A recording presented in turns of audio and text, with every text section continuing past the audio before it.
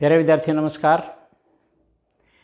समाजशास्त्र विषय का जब हमने प्रारंभ किया था और अध्याय पहला किया था और पहले अध्याय में हमने पार्ट 1 में समाजशास्त्र किसे कहते हैं, समाज किसे कहते हैं, उसके बारे में वर्णन किया था। समाजशास्त्र का शाब्दिक अर्थ क्या है उसके बारे में वर्णन किया था। इसी टॉपिक को आगे बढ़ाते हुए आज का जो हमारा टॉपिक है वो है कि भारत में समाजशास्त्र का विकास कैसे हुआ, यानी कि यूरोप में समाजशास्त्र का विकास कैसे हुआ और भारत में समाजशास्त्र का विकास कैसे हुआ। ये पहले अध्याय का तीसरा टॉपिक है।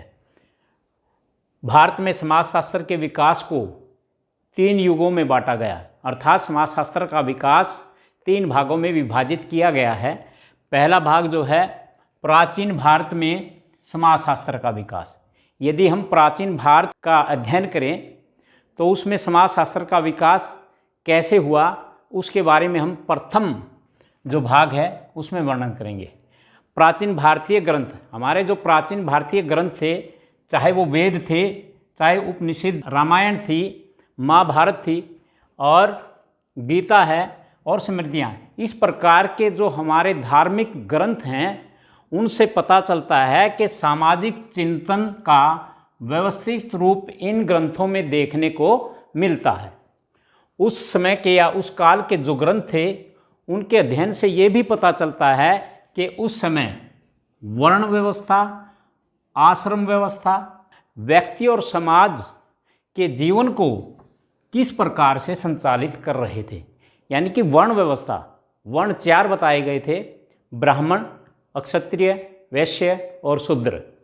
ये 4 वर्ण थे जिससे समाज में ऊंच नीच की भावना पाई जाती थी। वर्णों के आधार पर समाज में ऊंच नीच का संस्तरण पाया जाता था। और इसी प्रकार जो आश्रम व्यवस्था थी, आश्रम हिंदू धर्म में मनुष्य के जीवन को 100 वर्ष का माना गया है। इन 100 वर्षों को 4 भागों में विभाजित किया गया है, 25-25 वर्षों में। प्रथम आश्रम जो है वो ब्रह्मचारी आश्रम है, दूसरा आश्रम गृहस्थ आश्रम है, तीसरा वानप्रस्थ और चौथा संन्यास आश्रम है। इस प्रकार मनुष्य के जीवन को 4 भागों में विभाजित किया गया है। जो धार्मिक ग्रंथ हैं उनसे इनका पता चलता है। इसी प्रकार धर्म, अर्थ, काम और मोक्ष 4 पुरुषार्थ पाए जाते हैं। उनका प्रमुख उद्देश्य था कि इनको किस प्रकार से प्राप्त किया जा सकता है और इनको प्राप्त करने के लिए व्यक्ति हमेशा प्रयत्नशील रहता था। तो अर्थात कहने का अभिप्राय ये है कि अध्यात्मवाद का सहारा लिया, धर्म के आधार पर व्यक्ति के आचरण को जांचा या निश्चित करने का प्रयत्न किया। यह संपूर्ण सामाजिक चिंतन समाजशास्त्र के विकास की दृष्टि से अमूल्य सामग्री माना जाता है। यानी कि चाहे वर्ण व्यवस्था हो, चाहे आश्रम व्यवस्था हो या 4 पुरुषार्थ हो, अर्थ, काम, मोक्ष जो भी हैं, ये 4 पुरुषार्थ हो, इसी प्रकार ये संपूर्ण सामाजिक चिंतन समाजशास्त्र के विकास की अमूल्य दृष्टि से सामग्री मानी गई हैं। तो इसी प्रकार मनुष्य समृद्धि में सामाजिक ज्ञान भरा पड़ा है। उसमें भी वर्ण, जाति, विवाह, परिवार, राज्य, धर्म आदि का गंभीरता से उस पर विचार किया गया है। वर्ण का मैंने आपको बताया कि 4 वर्ण पाए जाते थे, ब्राह्मण, क्षत्रिय, वैश्य और शूद्र। जाति हम किसे कहेंगे? जाति एक बंद वर्ग है। जो व्यक्ति जिस जाति में जन्म लेता आजीवन उसी का सदस्य रहता है। वो उसमें कितनी योग्यता या क्षमता क्यों ना आ जाए, वो अपनी जाति को नहीं बदल सकता। इसीलिए जाति एक बंद वर्ग है। उसी प्रकार विवाह किसे कहते हैं? स्त्री और पुरुष के पारिवारिक जीवन में प्रवेश करने की संस्था को हम विवाह कहते हैं।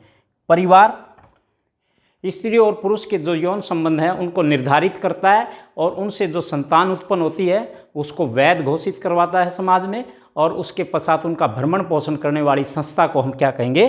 परिवार। राज्य और धर्म, राज्य यानी कि देश, और धर्म किसी भी अपने अपने धर्म के अनुसार किसी भी अलौकिक शक्ति में विश्वास करना धर्म कहलाता है। तो इस प्रकार इन जो ये टॉपिक हैं इन पर गंभीरता से विचार किया गया और उपरोक्त जितने भी ये वर्णन हैं, चाहे वर्ण आश्रम हो या धर्म हो, अर्थ हो, काम हो, मोक्ष हो, जाति हो, विवाह हो, परिवार हो, राज्य हो, धर्म हो, इन सब का जब हम वर्णन करते हैं तो वैदिक काल से ही भारत में समाजशास्त्र की परंपराओं का विकास प्रारंभ हो चुका था।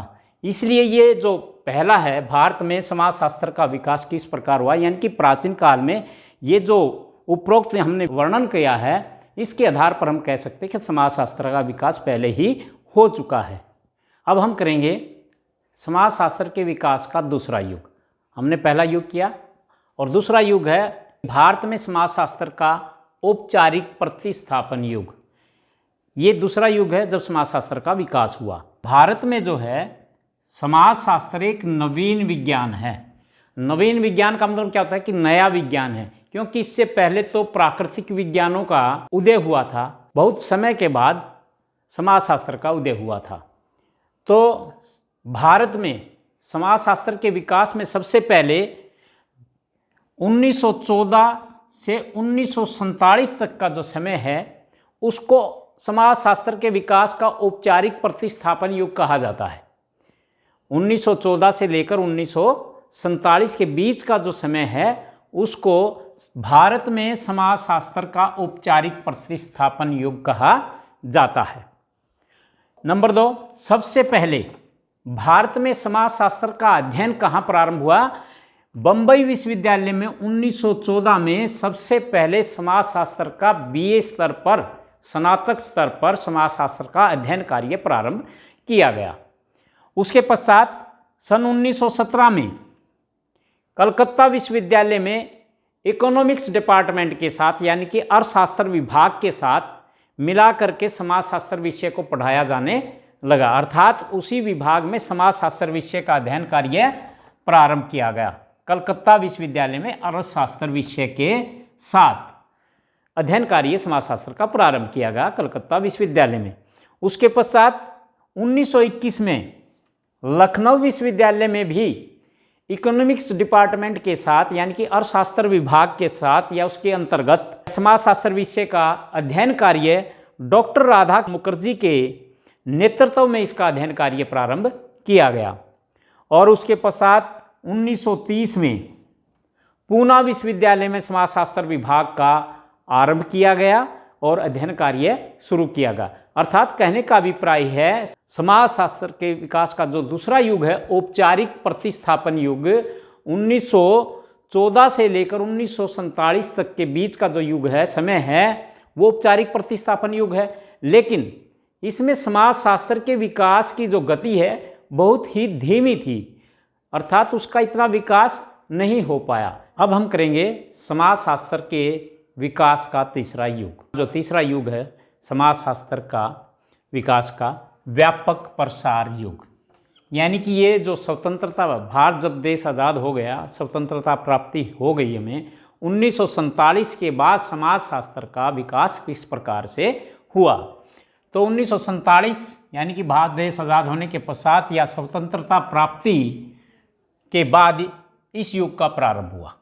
भारत देश आज़ाद होने के बाद इस युग का प्रारंभ हुआ। समाजशास्त्र को देश के विभिन्न विश्वविद्यालयों में व्यवस्थित और स्वतंत्र विषय के रूप में पढ़ाया जाने लगा और इसके अध्ययन की ओर लोगों का ध्यान आकर्षित हुआ और ज़्यादा से ज़्यादा विश्वविद्यालयों में इसको पढ़ाया जाने लगा। कहने का अभिप्राय कि भारत के आधे से ज़्यादा विश्वविद्यालयों में समाजशास्त्र का अध्ययन कार्य प्रारंभ कर दिया गया। जैसे बम्बई विश्वविद्यालय, कलकत्ता विश्वविद्यालय, लखनऊ विश्वविद्यालय, पूना विश्वविद्यालय, मैसूर गुजरात, पटना, मेरठ गोरखपुर दिल्ली, जबलपुर अजमेर आंध्र, भोपाल रांची और काशी हिंदू विश्वविद्यालय, अलीगढ़ मुस्लिम विश्वविद्यालय आदि अनेकों विश्वविद्यालयों में समाजशास्त्र विभागों की स्थापना हो गई थी, यानी कि सोशोलॉजी डिपार्टमेंट की स्थापना हो गई थी।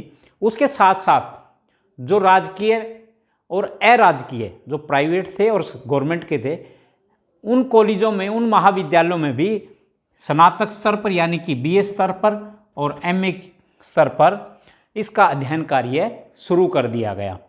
कहने का अभिप्राय कि वर्तमान समय में इस विषय की बहुत ज़्यादा लोकप्रियता बढ़ी और उपयोगिता बढ़ी, जिसके परिणाम स्वरूप इस विषय का तीव्र गति से विकास हुआ। इस प्रकार भारत में समाजशास्त्र के विकास को 3 युगों में विभाजित किया गया। पहला जो युग था वो प्राचीन काल का जो युग था, उससे जैसे हमारे वेद, धार्मिक ग्रंथ, उनमें वर्ण व्यवस्था, जाति व्यवस्था या परिवार किसे कहते हैं, विवाह किसे कहते हैं, उनके बारे में अध्ययन किया गया। दूसरा औपचारिक प्रतिस्थापन युग में 1914 से लेकर 1947 तक का उसमें वर्णन किया गया। और जो तीसरा युग था वो था व्यापक प्रसार युग। इस प्रकार समाजशास्त्र के विकास को 3 भागों में विभाजित किया गया है। आज हमारा ये टॉपिक यानी कि भारत में समाजशास्त्र का विकास वाला टॉपिक यहीं पर समाप्त होता है। यदि आपको ये टॉपिक पसंद आया हो तो आप इसको शेयर करें, लाइक करें और चैनल को सब्सक्राइब करें। आप सभी विद्यार्थियों का बहुत बहुत धन्यवाद।